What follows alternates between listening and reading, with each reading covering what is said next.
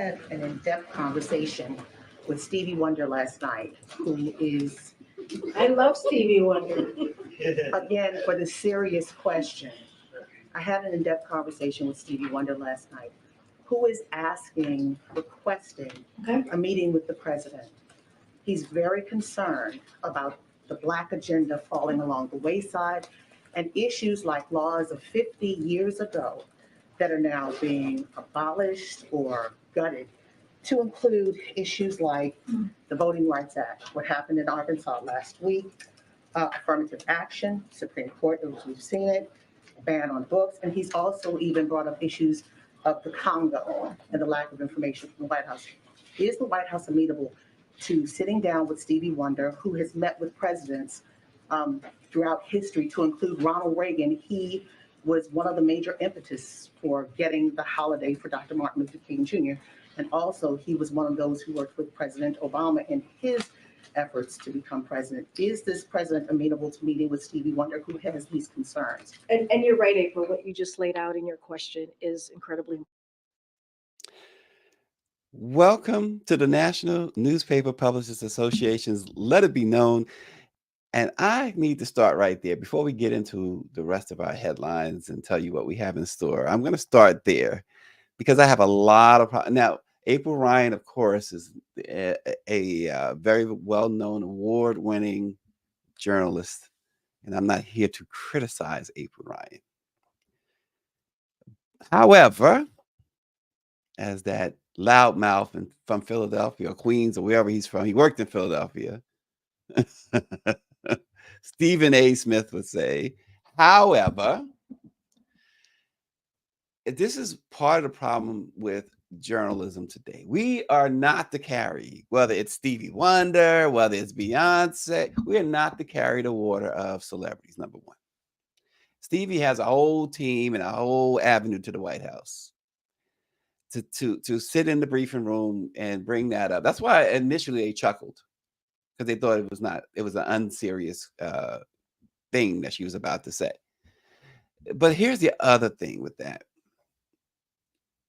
This administration, and I'm not here to defend President Biden or give you his record or anything like that, but this administration has done more for the African American community than any other yet. And you can understand so, because their messaging is awful, as we've been talking about, including their lack of advertising with the Black press for this campaign that they desperately need Black people to support. But where was, if in fact Stevie Wonder, if in fact others want to meet with the president about the George Floyd Justice and Policing Act, the Voting Rights Advancement Act, if in fact that is the case, you had for 4 years, based on everybody, so many people complained about Donald Trump. So many people complained about how he was given rise and has given rise to all of this racism and really hurting Black communities. Where were you guys then? How come you wasn't requesting a meeting with the president then? No, because you remember before, anybody Black who met with Trump was seen as an Uncle Tom or whatever. But where were you then when you were really needed, right? When Black folks were really feeling it from Donald Trump, other than as Sexy Red says, that $1,200 stimmy. And believe me, he didn't want you to have that. You remember, he was against even calling the pandemic a pandemic. He was against the vaccines and this and that or whatever. And there was so many untruths coming out of his administration. In fact, every time his White House press secretary opened her mouth, and there was a few of them, it was a he and a her and whatever, you had to go and not only double check and triple check and quadruple check, because everything was so suspect that they said. Where were you then? And then here's the other part of it. And April knows how government works. She knows how this all works. Biden pushed for the George Floyd Justice and Policing Act. Biden pushed for the Voting Rights Advancement Act. So Stevie Wonder could be, he's better served by going to the culprits, right? So-called Democrat Senator Joe Manchin, so-called at the time Democratic Senator Kirsten Sinema, or Christian or Kirsten or whatever from Arizona. They were the ones who were stopping these pieces of legislation. Or how about Senate Majority Leader Chuck Schumer? Request that meeting.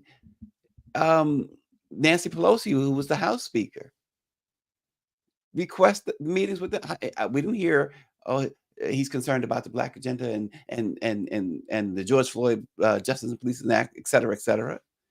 They're the ones who had the ability, not President Biden. He can present. Y'all remember on Capitol Hill, all that show back in the 70s, some of y'all anyway, right?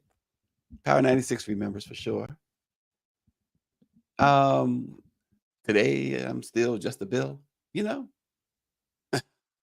You know how it works. April knows how it works.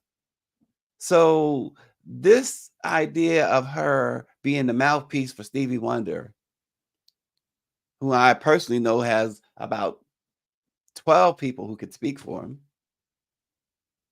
other than a journalist, people on his payroll. I think it was out of pocket, to tell you the truth. I think it was useless. And I know folks are like, oh, you're nothing compared to April. Well, in your eyes, that might be true. I'm just speaking facts.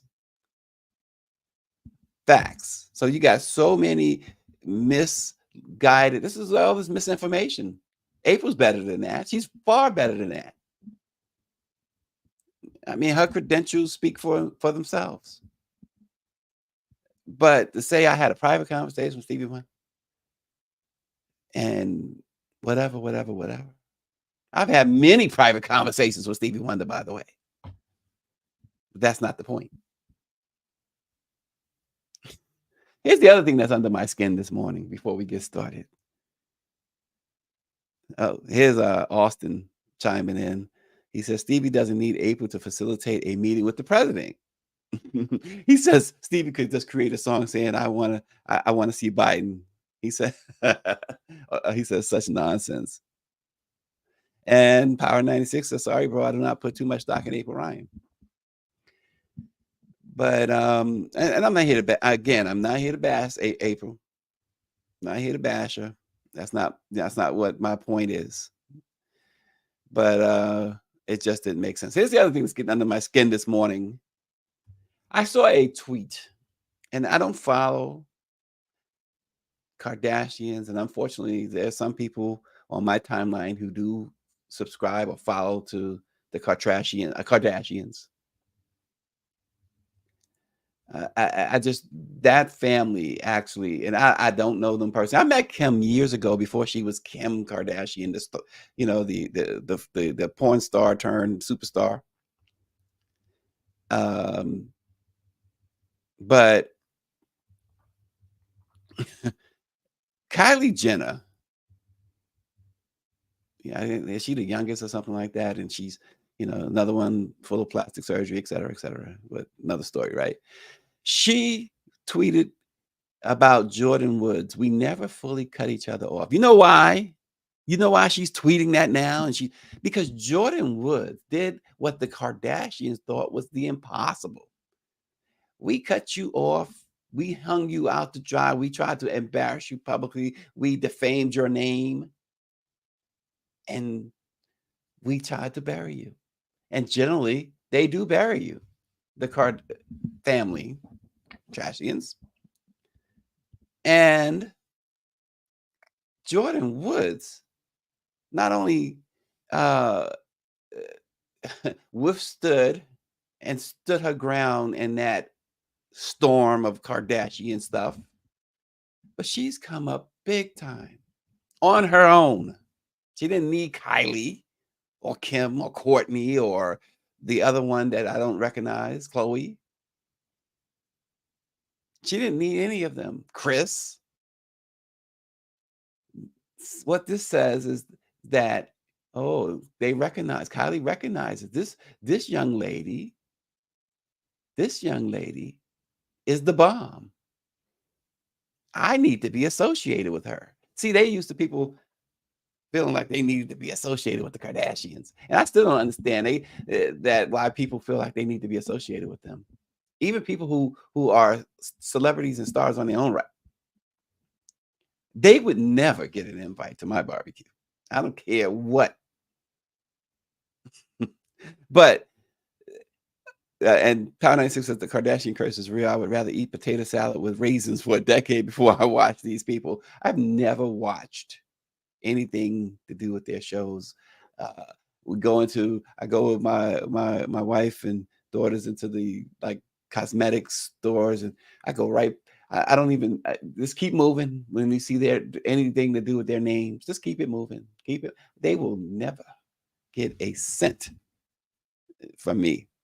But Jordan Woods, girl, whatever product you might be selling, I'm buying. I am buying.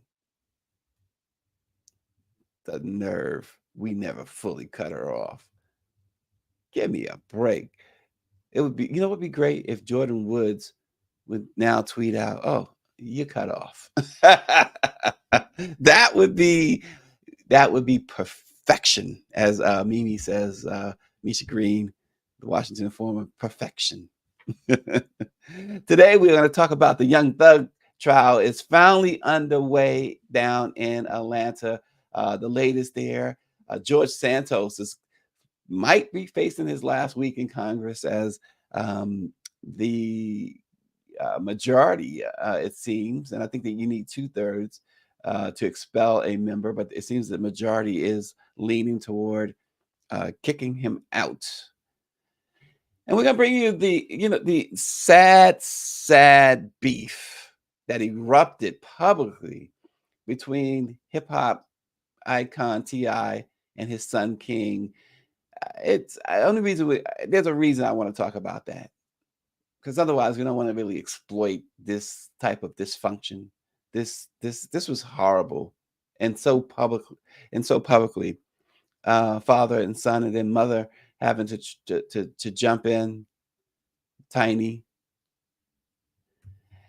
Also this morning, Jimmy Carter will attend his wife's memorial service today as her procession proceeds through various states. She will lie in state, actually, in Atlanta, and former President Carter will attend. And finally, this morning, the chairmen of the board, they will profit off the Atlanta Riverboat Brawl. We'll tell you about that as well this morning. But we first start down in Georgia. I'm just reading about what Angela Connolly is writing. This is what happens when you are your child's friend. Yeah, well, we'll talk about that, Angela.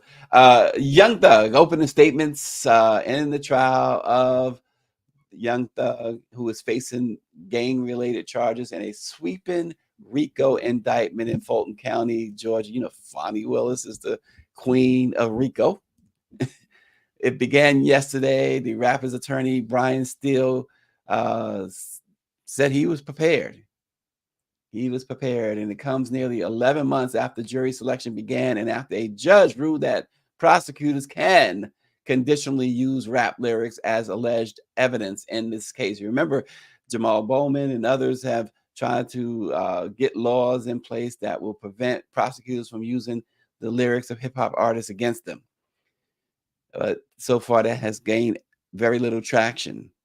But the Grammy-winning rapper, whose legal name is Jeffrey Lamar Williams, was initially charged on May the 10th, 2022, with one count each of conspiring to violate the state's Racketeering, Influenced, and Corrupt Organizations Act, RICO, and participating in criminal street gang activity.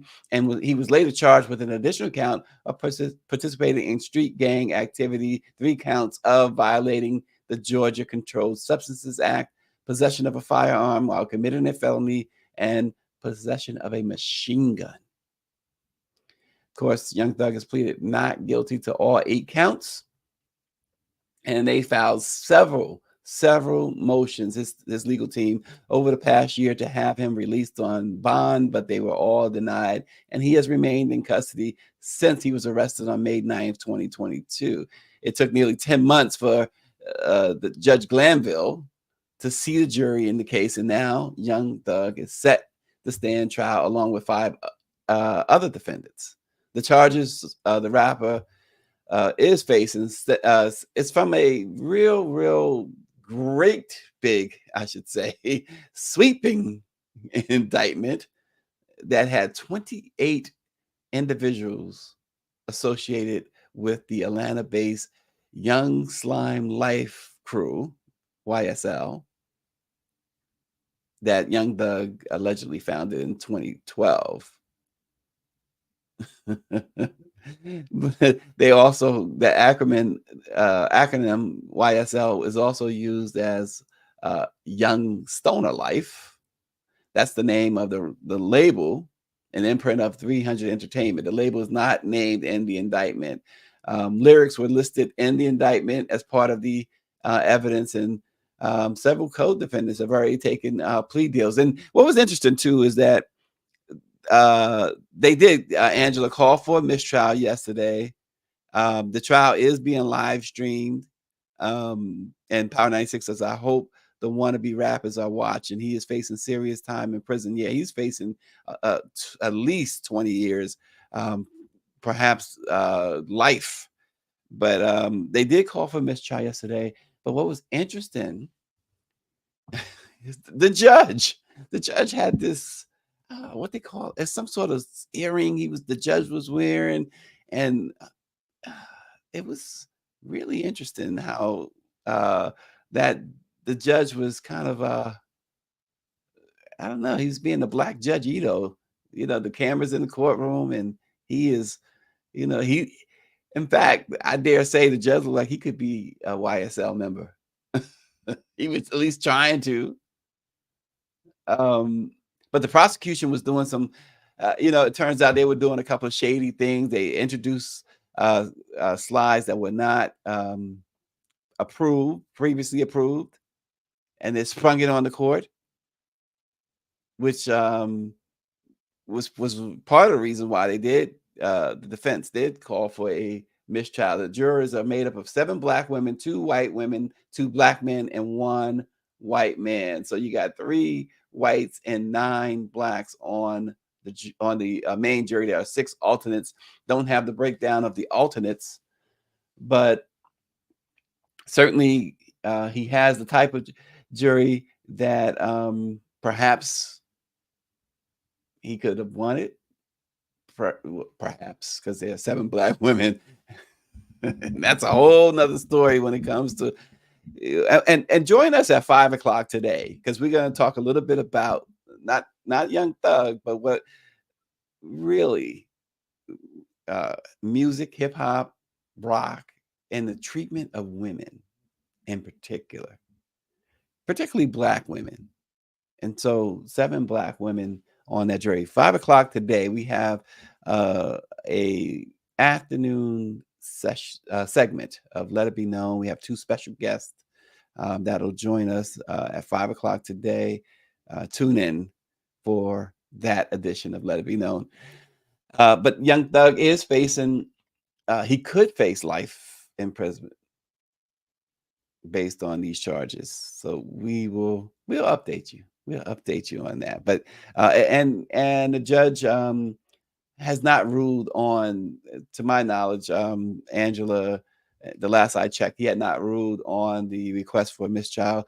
Of course, it would be shocking if he grants a mistrial at this point, particularly given what it took for them to get to this point. So we'll keep our eye on that. You never know. You never know. It's the one thing that you shouldn't get into the business of is predicting, certain rulings that are going to come down from Superior Court judges. So there you have it. George Santos' days in Congress is likely numbered. Well, they are numbered no matter how you slice it, but whether he is finishing out his term this year or this week, because another vote to expel him is likely to take place on the House floor at any moment. Could be today, could be tomorrow, but certainly by Friday. Of course, the threshold is high to expel a member. 2/3 of the chamber would have to vote in favor of removal. However, there's been a growing number of Republicans who want to see Santos expelled. And so, will there be enough to remove him? Well, we're going to find out on a Twitter Spaces or X Spaces over the weekend. Santos acknowledged that he would likely be removed, and he says he will, quote, wear it like a badge of honor. His weirdness, his craziness continues. He will wear being expelled like a badge of honor. Somebody needs to ship him over to Brazil so he can answer those charges there too. The House Ethics Committee report contained some awful, awful truths about George Santos, about how he allegedly used campaign dollars for his own personal enrichment, including things such as Botox treatment, trips to Atlantic City, designer goods. Oh boy, and his purchases, his multiple purchases to OnlyFans sites. and George Santos, as Greer put it, George Santos is George Santos's only fan. That is hilarious. But this is what he used his campaign funds for, allegedly. Botox treatments, going to the casinos, designer goods, and that OnlyFans got him. It got him. That's where all the money went. Power 96 says George Santos is the face of the Republican Party, and the Democrats do not know or understand how to exploit him. The Democrats, the poor Democrats. Things you can sit, and has happened constantly. So this is not made up or hyperbole. You sit right in the Democrats' lap. Such explosive stuff that could change the course of a lot of things. And like Power 96 said, they seem to have no clue what to do with it. No clue. Their messaging is awful. It's awful. And we're not the only ones that's been saying that. Heck, even mainstream has been saying it too. But because we're saying it, that's why you should listen. And that's why, again, Power 96 said he made a call to the DNC about their lack of engagement with advertising with the Black press, and he expects a response within 48 hours. We appreciate that, Power 96. He says, Austin says, Santos acts more like Trump's son than Barron. Wow. Digest that for a moment. David Youngblood says George Santos should not resign. His plea deal is better as a sitting member of Congress. Well, and that's why I would imagine, David, he's not resigning. And they're trying to take these measures to kick him out. And there's a couple of strategy points there that could be at play with the Democrats, because the Republicans didn't get enough Democratic support before to expel Santos. And it could be that they feel that he is hurting the party, which of course he is, to an extent that it's going to hurt them at the polls. But that also could backfire. How do you face any of your constituents if you did not vote to expel this guy? And see, so David, I guess he goes along with that strategy. He said Democrats should not vote to remove him. So David, I expect your next post, your next message to explain why. And I'd love to hear your reasoning. And David, by the way, he sent us something that we are going to look into. And we welcome all of our viewers to send us something to look into, ideas that you might have that you'd like to see on Let It Be Known. David is one to take full advantage of that, and we appreciate that. So we'll see what happens with Congressman George Santos. Now, to the TI situation, he got into a physical altercation with his son at the Atlanta Falcons football game as a family dispute over ugly. Well, you can't do nothing with me. Ain't shit you can do with me.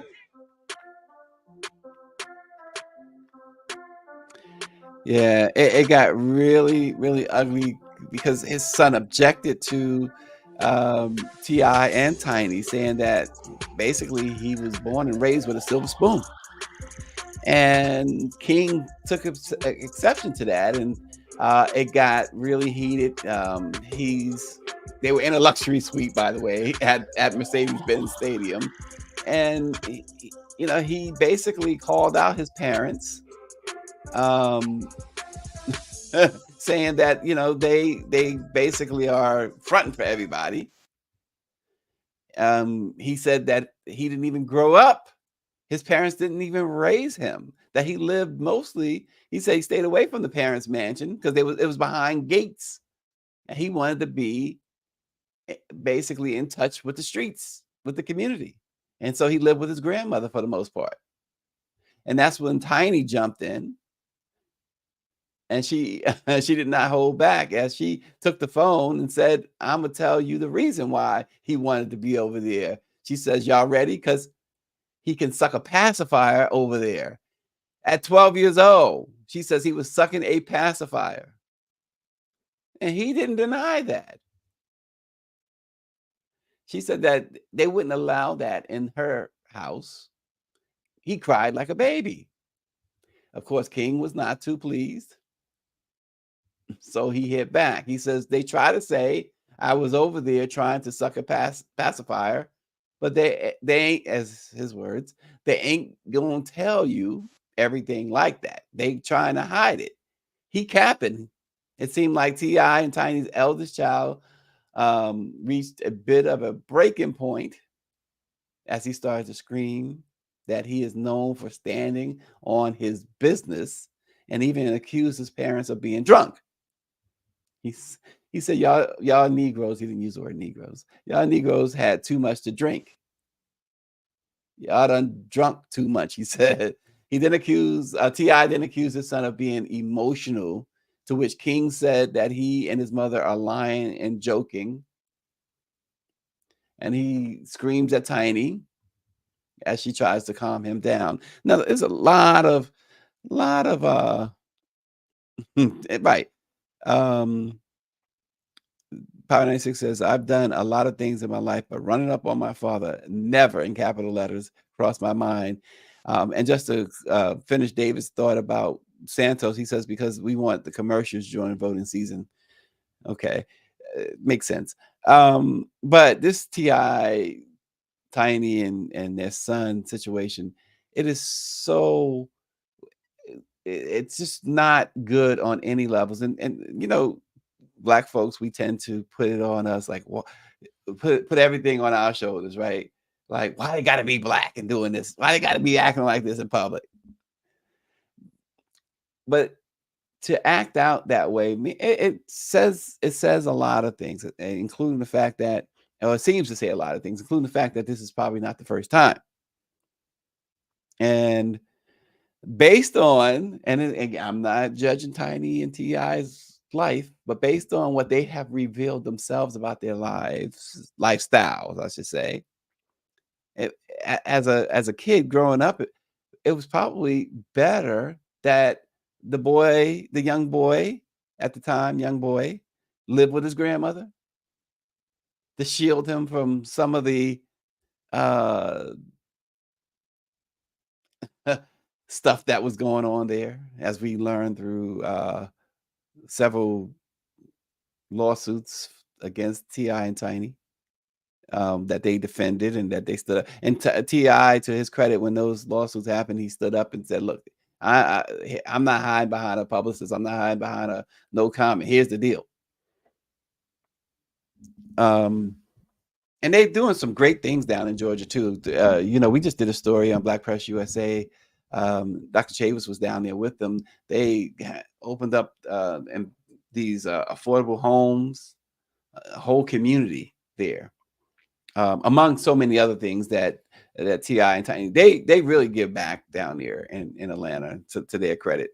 But this idea of publicly fighting with their son, Mercedes, and it was a great event. Not only was it a football game, but it was the Atlanta Falcons at the time. They was doing their tribute to the 50th anniversary of hip hop, and Ludacris made like Michael Jackson and repelled from the top of the stadium and put on from what everyone says was an incredible performance. Southbound 3000 says those are excuses. Their oldest son is doing very well in life. I don't know what King is doing. I don't know the story of the children of T.I. and Tiny. I really can't speak to that. My wife says they need therapy, and it's pretty obvious when you have something like that. Therapy, again, the stigma of mental health in the Black community, but come on, that stigma needs to not be a stigma anymore. It needs to just go completely away. Get the therapy. There's nothing wrong with getting therapy. If it's going to help the couple or help the child in this case. That's my question, David. Is King an artist? Power 96 says one of Master P's children spoke out about his father and another one committed suicide. All I'm saying, we don't know what is going on behind closed doors. I'm going to say this. If he's sucking on a pacifier at 12, therapy, my wife says therapy, she said they need therapy. I believe that therapy is if this guy is sucking on a pacifier at 12. But, and it's not to blame him. It's not to just lay the blame solely on him. She says therapy helps to learn how to communicate with each other in healthy ways. And what happened like I said, in such a public setting, it kind of indicates that this is not the first time. And, as much as we as fathers, we as parents, command respect from our children, we have to respect our children too. It's very, very important. Power 90, not Power 96, Southbound 3000 says no therapy. He's just a bad ASS wanting to live that thug life. Well, see, he said that. He said that, Southbound 3000, that he wants to live that life. But isn't it what was portrayed to him, despite them living, as he said, in a mansion behind gates? Isn't that what at least the public persona of T.I., or at least the folks that T.I. run with? Isn't that the persona? So it's that idea of don't do what don't do what I say, don't do what I do. That never works. A child is going to do what you do, or at least what he believes you're doing. So again, I guess it goes back once again. It does go back to therapy. And David says, let him live that life while removing the cash support. And see, so that becomes tricky too, right? Because Power 96 mentioned the child of Master P. And they got into a monetary dispute over child support, and somebody else as well, right? Was it 50 Cent? Someone that it played out so publicly. I think it was 50 Cent. I agree. Has the answer. Yes, 50 Cent.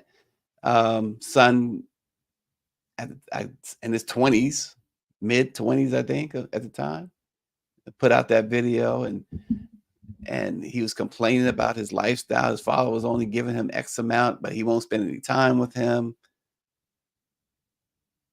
See, it's like you have kids, you gotta take that responsibility, and it's not just about money all the time. I wonder, people like Future, certainly Nick Cannon, who have, I think Future has 8 kids with 8 different women. Nick has 12 kids with 6 different women. And then there's others.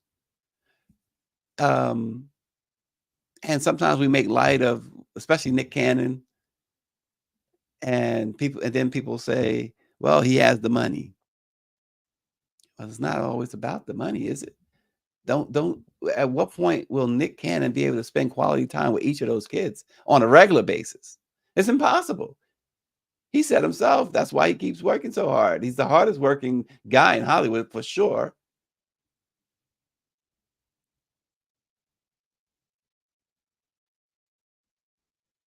And so, yeah, he said he was growing, allow him to take care of himself, then everyone will cancel T.I. and Tiny. Exactly. And that's what they face too. So withdrawing that cash support is always going to cause backlash. And Southbound is going in. He said, this is what happens when the law favors our kids. You can't even spank them. That part is true for certain. And David Youngblood, 100%. Parenting is about being present. Present. You can shower them with all types of cash and gifts or whatever from afar. It doesn't take the place of you being there. Big Sister's chiming in. Monique Daniel says, that's not an uncommon situation. It's unfortunate it took place publicly. Only because they are celebrities do it become public knowledge. We honestly have no idea what the true story is. And that is true, but the incident took place in a very public forum in front of 80,000 people at Mercedes-Benz Stadium with television cameras everywhere, not to mention they were filming it themselves. So oftentimes when we start saying like celebrities deserve their privacy, whatever, they don't often want their privacy as much as they tell you they want their privacy. The drama is real and they like it. And it goes back to the old Michael Jackson saying that many of them believe, or Michael once believed, that any publicity is good publicity.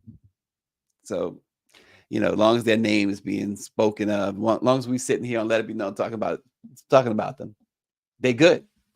They don't care what they did. But this is a situation with any Black parent, any parent period. I shouldn't say Black parent, but any parent. You have to spend time, quality time, not just, let's, go to the ice cream store and then I'll drop you off at home with your mom. No, spend some time. Yeah. So, and the hits keep coming. Power 96, he grew up in fake thug life, just like his father did. He got that from his father. And Southbound 3000 says, don't think this hasn't set Black Americans back a few years. See, this is something we need to tackle at some point. We need to tackle that right there at some point. And I know everyone probably feels like they know the answer, but why do we, as Black folks, white folks don't do it, Indian folks don't do it, Asian folks don't seem to do it, when it's a Black situation, right? It sets us back, right? These white folks are the primary serial killers, but it doesn't set the race back. But for us, everything sets us back. And I'm not disputing Southbound's statement. So I'm saying we need to dig into that. Why is it that we bear the burdens of all Black people? Why is it that? Somebody tell me.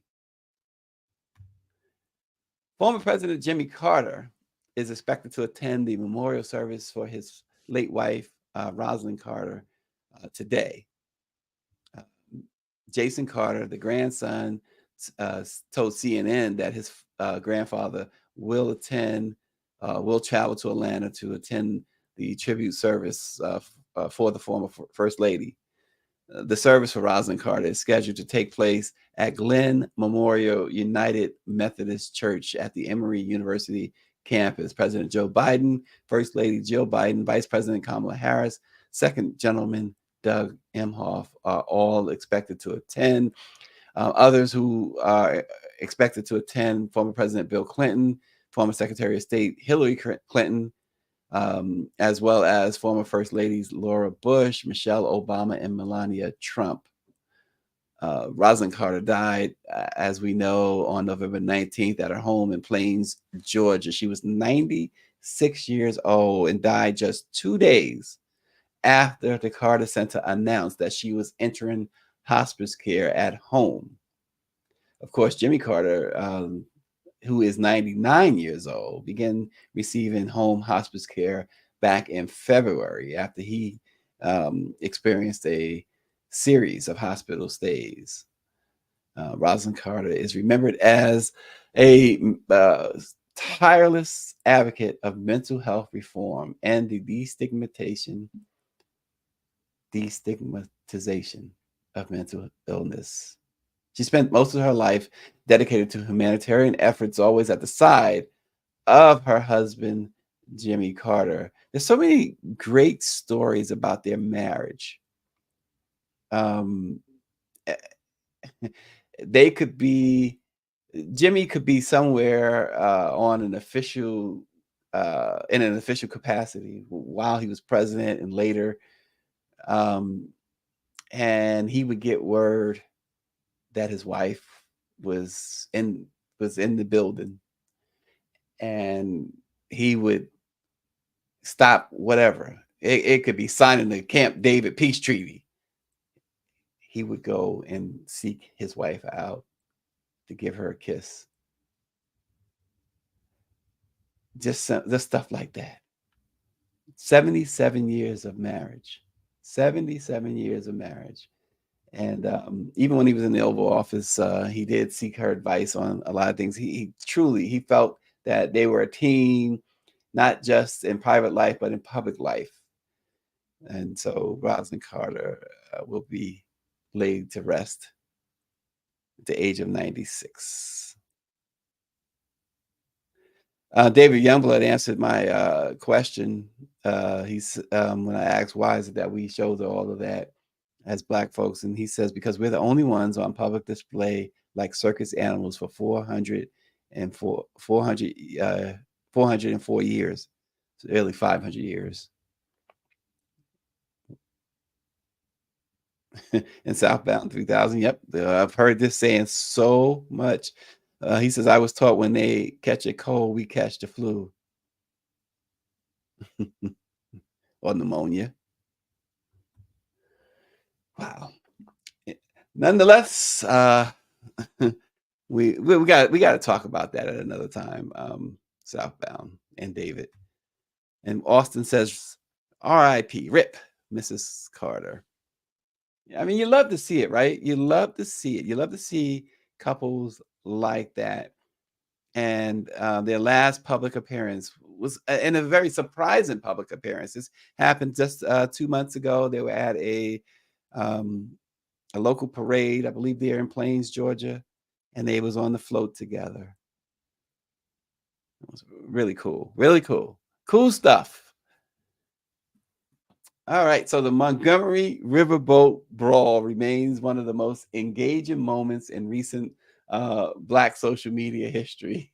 The image of a Black man slamming a chair onto a white woman galvanized the entire community. Now, nearly 4 months after the incident, two of the central figures are fighting back against those who have profited off of their likeness. As noted by The Root, a lot of people on social media who started to promote various types of clothing items and merchandise that reference the infamous brawl. shirts with folding chairs on them that read things like "Lift every voice and swing." Items with the multiple black men swimming across the river to join in the fight. Cups that read "The Sweet Tea Party." People saw the opportunity to make a penny and they took it.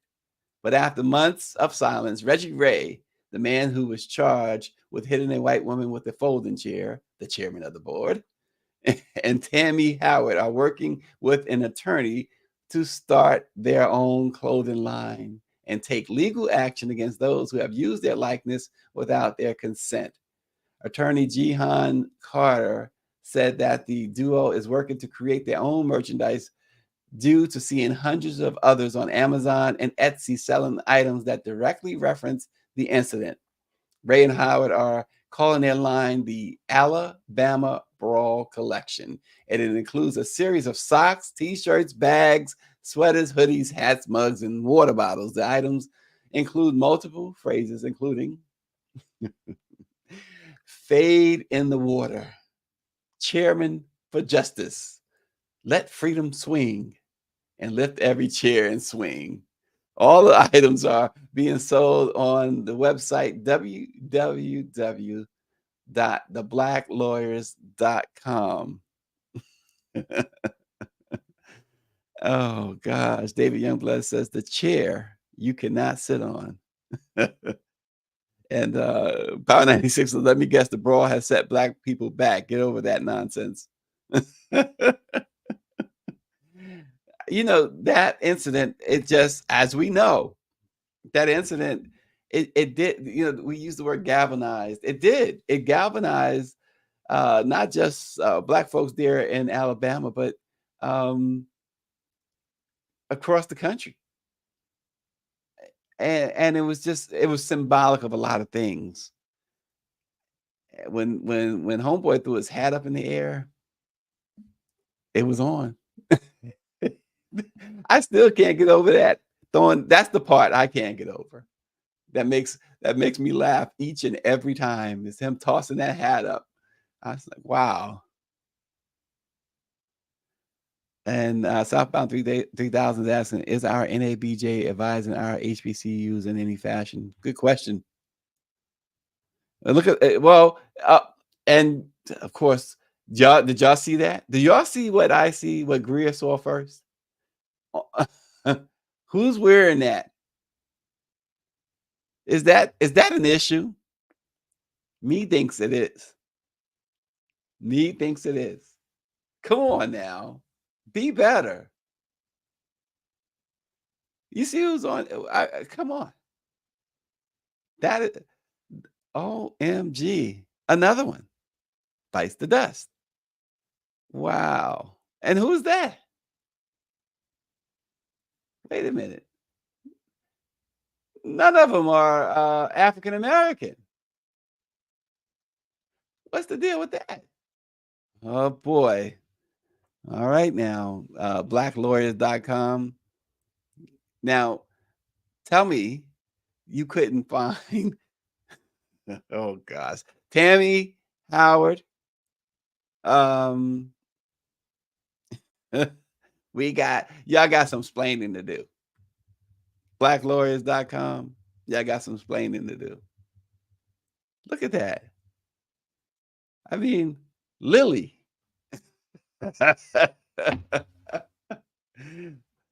Oh, snap. Well, that's all she wrote, folks. Join us at 5 o'clock today, please. Power 96 has already pledged to be there. Y'all join. He said Southbound 3000 said Photoshop. But that's not the point, Southbound.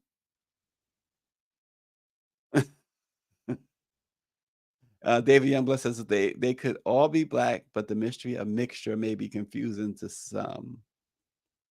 And then Power 96, well, some HBCUs do cater to white folks a lot, especially in sports. And Southbound 3000, I'll give him the last word on this. AI is taking over. But they could have got AI to paint her black, right? 5 o'clock today. We're coming back. We got a big show at 5 o'clock. 2 special guests. We're going to delve into the culture. We're going to delve into these lawsuits that come out of New York's Adult Survivors Act. We're going to focus in on particularly the lawsuits against Diddy, the lawsuit against Jamie Foxx, and the lawsuit against Axl Rose. And the reason why we throw Axl Rose in there, because we want you to be clear. It's not just hip hop where you get the meaning of women and the culture of women are just items. But that's been rock and roll for a long time, especially rock, right? So it's about the culture of public opinion is what we're going to dive into. So join us at 5:00 today. Yeah, we'll be back here tomorrow at 7:30 as well, but join us at 5:00. What channel? What channel is it going to be on? Southbound 3000 says same bad channel, not the same bad time, but the same bad channel. Right here, Let It Be Known channel on Facebook. Let It Be Known YouTube, Black Press, Facebook and YouTube, and Let It Be Known Twitter, and you can see it on LinkedIn as well. So check us out, 5:00 today. All right. I'm looking forward to seeing all y'all. We'll see you then.